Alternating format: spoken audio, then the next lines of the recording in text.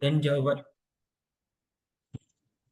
dan dan yang kedua, anak-anak itu diminta untuk memberikan tiga contoh dari sumber daya alam yang dapat diperbaharui dan tiga contoh dari sumber daya alam yang tidak dapat diperbaharui.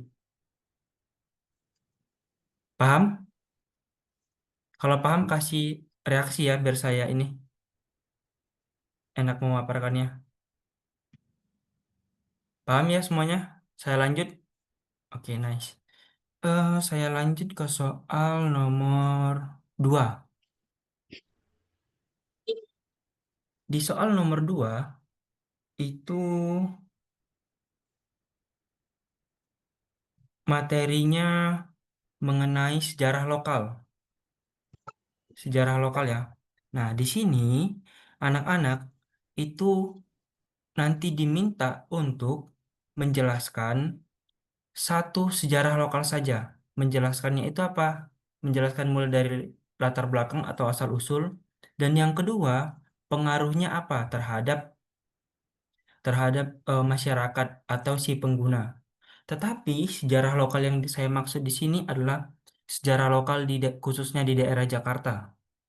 Kan nanti empat ada ada 4 bidang. Ada sejarah lokal di bidang kuliner, ada es selendang mayang, terus ada soto Betawi, terus ada kerak telur. Itu kan di bidang kuliner. Kalau di bidang pakaian kan ada kebaya, terus ada baju sadaria dan sebagainya.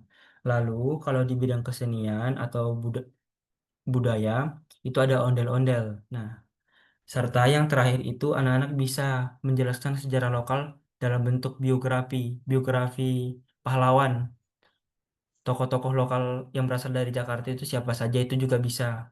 Tetapi ingat, yang dijelaskan itu latar belakang sekaligus pengaruhnya apa. Tetapi di soal yang nomor 2 ini, anak-anak hanya diminta satu sejarah lokal saja. Misalnya, Adit pengen mencari, katakanlah, eh, kerak telur. Nggak apa-apa kalau mau karakter boleh. Kalau Keisha juga pengennya yang berbeda, tapi satu ya. Keisha pengennya kebaya gitu ya, kebaya encim gitu ya. Itu juga boleh.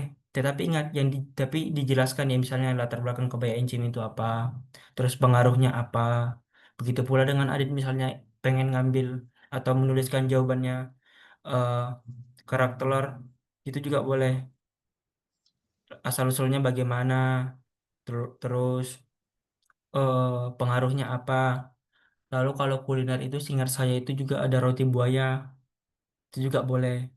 Jadi anak-anak pilih satu ya dari 4 bidang tersebut. Ada kuliner, ada pakaian, ada budaya, dan ada biografi. Anak-anak hanya pilih satu saja sejarah lokalnya dijelasin. Saya jelasin sejarahnya gitu asal usulnya. Gimana? Saya jelasin aja sejarahnya kan. Iya, yang dijelaskan hanya ini, latar belakang, latar belakang munculnya atau apa gitu, atau asal usulnya. Oke, yang dijelasin. Lalu yang kedua, pengaruhnya apa? Pengaruhnya terhadap masyarakat apa?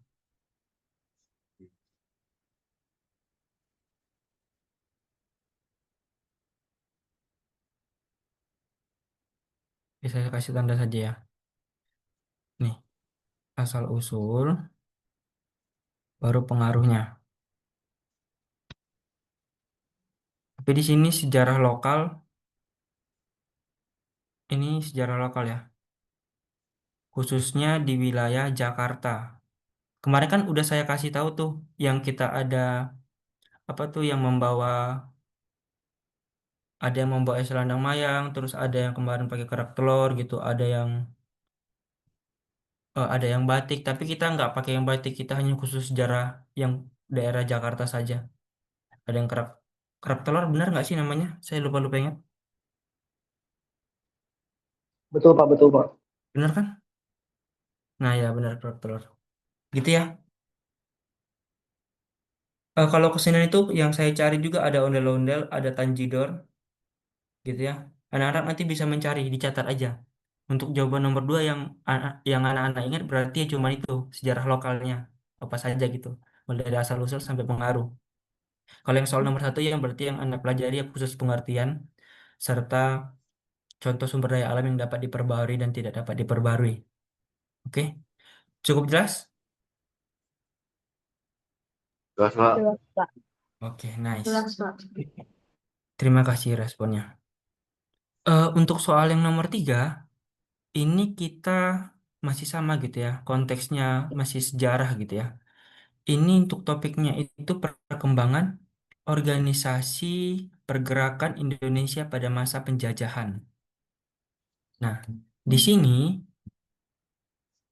anak-anak itu hanya diminta untuk menjelaskan apa itu politik etis. Menjelaskan apa itu politik etis. Ini ya, saya kasih tambahin. Nah, ini saya kasih tanda. Apa itu politik etis? Kasih tanda biar kalian nanti. Kan di-record kan ini? Iya, Pak. Betul. Itu Oke. record. Baru nanti anak-anak diminta untuk menjelaskan 3 programnya apa saja. Oke. Untuk soal nomor 3, anak-anak itu menjelaskan pengertian atau apa itu politik etis. Lalu yang kedua, nanti yang menjadi jawabannya, anak-anak menjelaskan 3 program tersebut apa saja. Masih sangat mudah gitu ya, hampir sama dengan jawaban nomor 1 gitu ya, pengertian, terus yang ini tambahannya menjelaskan gitu ya. Ada yang mau ditanyakan mengenai soal nomor 3? Jelas. Jelas, Pak. Jelas ya, oke. Yang nomor 4 ini agak saya langkahin terlebih dahulu, karena ini menurut saya soalnya itu sebenarnya eh, untuk yang menjawabnya itu khusus SMA gitu. Tapi saya langkahin dulu. Saya juga memberikan saran kepada anak-anak. Itu nanti yang dijawab terlebih dahulu itu nomor 1, 2, 3, dan 5. Nomor 4 nggak apa-apa, terakhir dijawab. Mengingat nanti waktunya agak sedikit. eh, Waktunya itu mungkin sisa sedikit lah gitu, sekitaran 30 menit atau 40 sampai 50 menit gitu. Ya, saya memberikan informasi seperti itu. Untuk soal nomor 5, hmm, ini kita topiknya kerjasama dunia. Oke, kerjasama dunia. Tetapi nanti di sini anak-anak itu diminta untuk menganalisis latar belakang dan faktor pendorong terjadinya kerjasama internasional.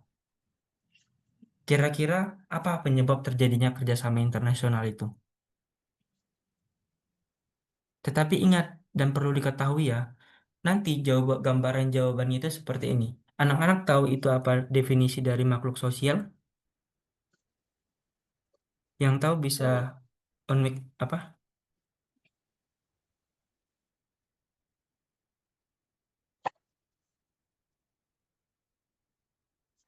Ada yang tahu apa definisi dari makhluk sosial? Makhluk yang membutuhkan orang lain, Pak. Ya benar. Jadi manusia itu saling membutuhkan antara satu dengan yang lain. Sama halnya dengan konteksnya kerjasama dunia. Saya ngambil satu contoh, seperti yang terjadi di Indonesia, yang hampir terjadinya kolaborasi gitu ya, antara China dan Indonesia. Kan pada saat itu kan China membutuhkan nikel sebagai bahan dasar pembuatan mobil listrik gitu. Tapi ketika Indonesia menekan harga gitu dengan harga yang tinggi, akhirnya China menolak gitu. Dengan alasan harganya sangat terlalu tinggi dan tidak cocok dengan hasil negosiasinya, akhirnya tidak jadi. Nah, secara nggak langsung, Cina itu ada ketergantungan kepada nikel. Karena apa? Karena dia berusaha memproduksi mobil secara besar-besaran. Dan mobil tersebut itu menggunakan nikel gitu loh, untuk baterainya, atau bahkan untuk hal lainnya gitu. Itu termasuk salah satu ketergantungan dan kebutuhan. Terutama kalau yang konteksnya yang tidak terjadi tadi, itu di bidang industri dan teknologi. Gitu ya, itu salah satu contohnya. Dan itu nanti analogi jawabannya dan usahakan kalian menjawabnya seperti itu.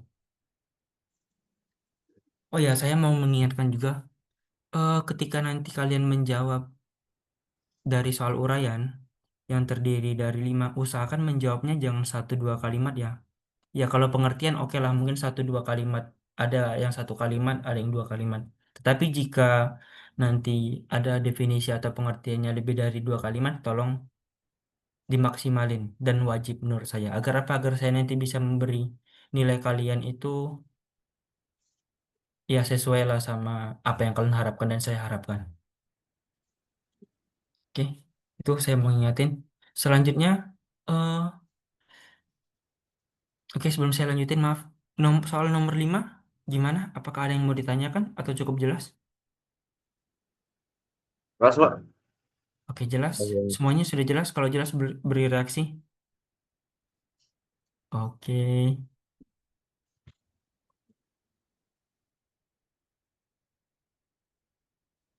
jelas ya. eh untuk soal nomor 4 di sini nanti anak-anak itu diminta juga menganalisis gitu ya. Menganalisis hasil, menganalisis sebuah narasi yang saya sajikan. Tapi narasinya itu berisi mengenai kunjungan presiden, yang tentunya nanti narasinya berkaitan di bidang ekonomi sesuai dengan topiknya.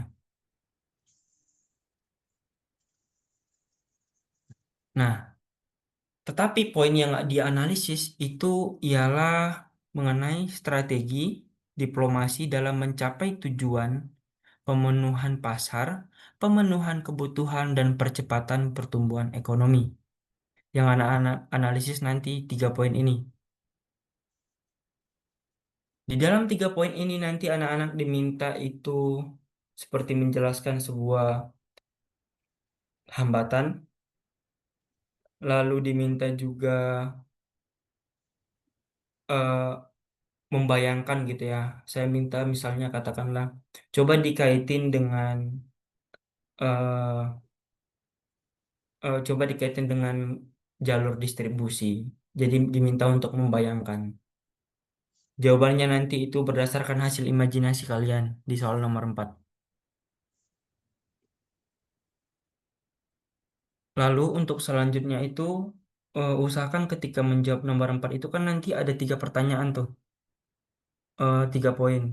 3 poin. Nanti anak-anak diminta misalnya ini kan ini katakanlah ini poin pertama. Ini poin pertama. Nah, anak-anak jelaskan itu apa gitu ya. Di nanti ada pertanyaan yang diikutin aja. Lalu yang poin kedua ini dijelasin juga. Gak apa-apa kalau ini anak-anak mau ngejawabnya kayak 1 sampai 2. Ini kalau bisa anak-anak jawab itu 3 kalimat lah gitu. Sudah oke saya rasa karena ini soalnya sangat-sangat sulit. Dan nanti saya rasa kalian akan sulit untuk memahamin soal nomor 4. Saya sangat yakin hal itu.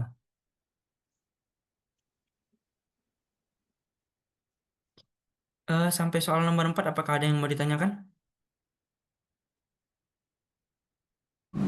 Tidak, Pak. Oke, cukup semua. Kalau cukup beri reaksi. Oke, terima kasih.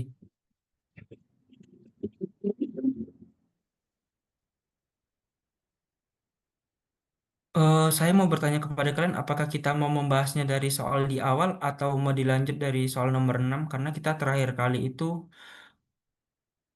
atau saya mau memaparkan itu kisi-kisinya sampai soal nomor 5. Mau Coba ngulang dari awal apa dari soal nomor 5? Iya gimana? ulang. Kayaknya kita sampai nomor 3 doang deh. Oh iya, Iya, sampai. Iya, sampai nomor 3 Oh iya, doang. Oke. baru kelas kita, Hmm, Pak. oke, terima kasih. Mau diulang aja ya dari awal. Ulang aja. Ya, ya, Pak. Oke, saya ulang. Untuk soal yang nomor 1 pilihan ganda, nanti saya itu menyajikan beberapa poin gitu ya. Ada A sampai E. Nah, setelah itu nanti saya sajikan sebuah pertanyaan. Katakanlah kalau dari soal itu nanti anak-anak itu soalnya perkiranya gini. Tentukan keuntungan letak geografis di Indonesia di bidang ekonomi dan sosial budaya.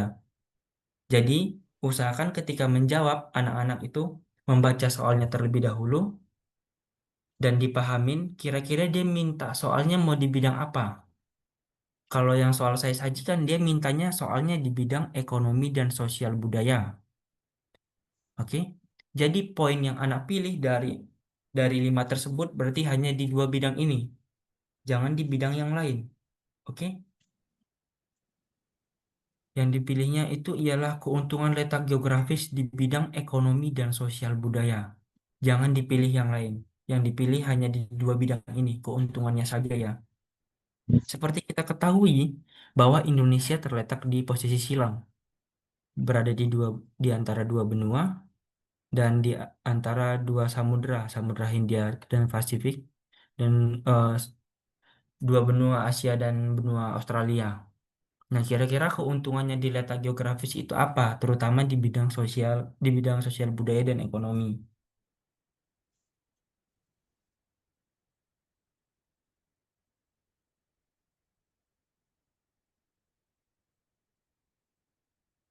Jangan sampai salah salah pilih jawaban ya.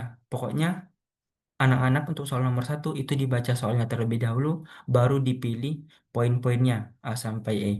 Oke, sampai sini sudah paham? Beri reaksi terlebih dahulu kalau sudah jelas.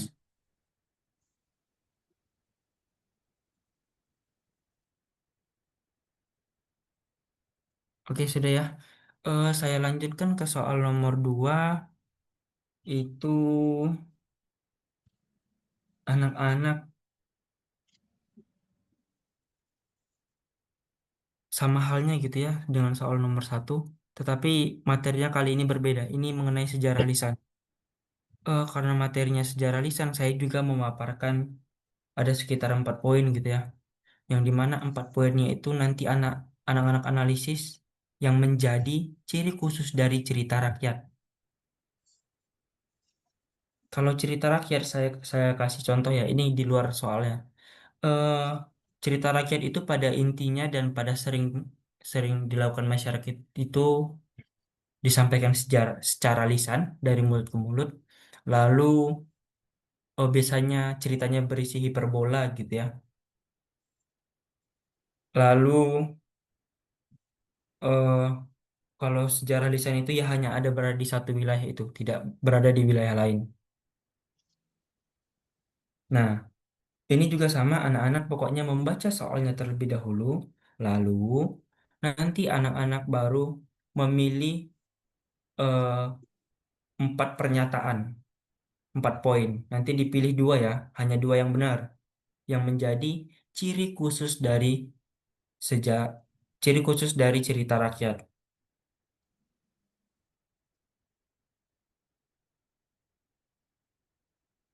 Sampai sini ada yang mau ditanyakan soal nomor 2?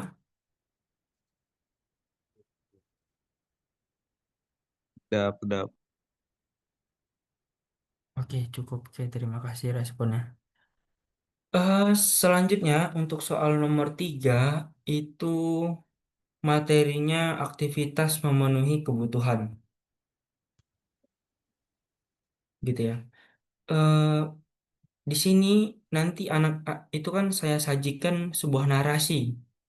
Saya sajikan dulu nih sebuah narasi mengenai kondisi ekonomi dan lingkungan sebuah keluarga gitu ya.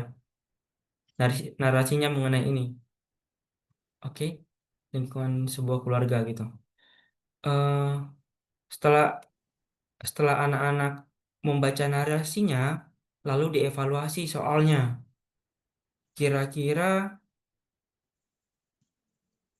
nanti anak-anak itu kira-kira keputusan mana yang cocok di dalam pemilihan pengambilan keputusan dalam dalam konteks pemenuhan kebutuhan.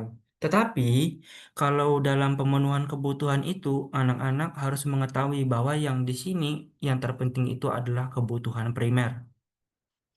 Kebutuhan primer itu kebutuhan utama yang mengesampingkan seluruh kebutuhan yang sifatnya subjektif, seperti sekunder dan tersier gitu ya. Nah, karena ini nanti itu konteksnya ilustrasi soal gitu ya, narasi soal juga, usahakan ketika membaca anak-anak itu lebih teliti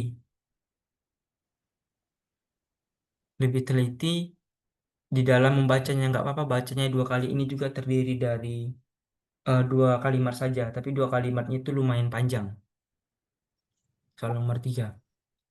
Nah, nanti kan ada soal tuh. Kira-kira anak-anak itu mengevaluasi kira-kira keputusan mana sih yang tepat untuk diambil dari narasi teks di atas gitu.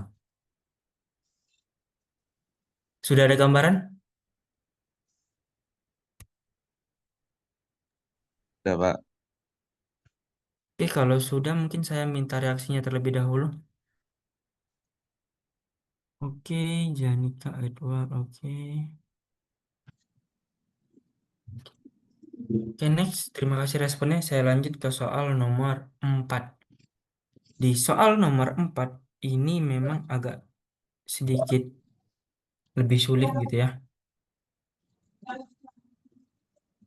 Hmm, sebenarnya ini itu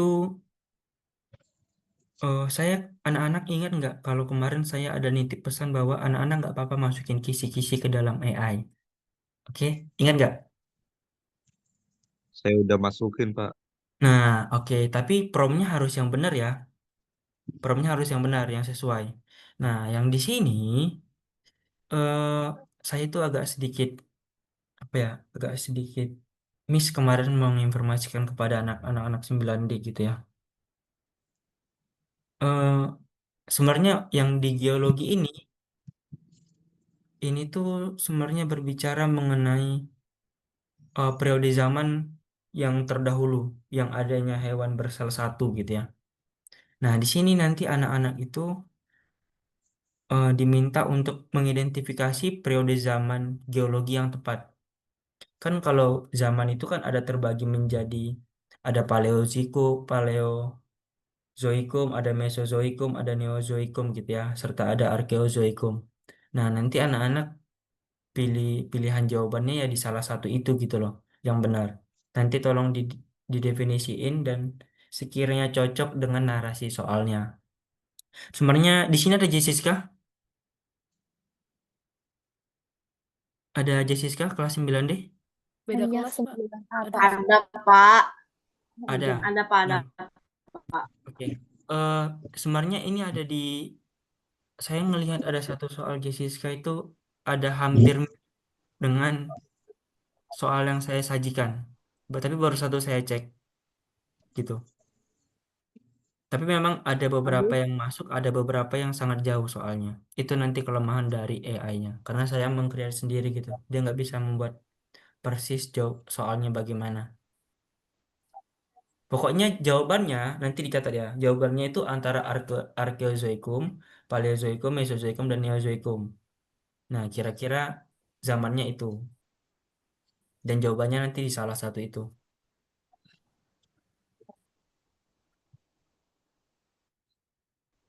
Sampai sini ada yang mau ditanyakan? Oke, cukup.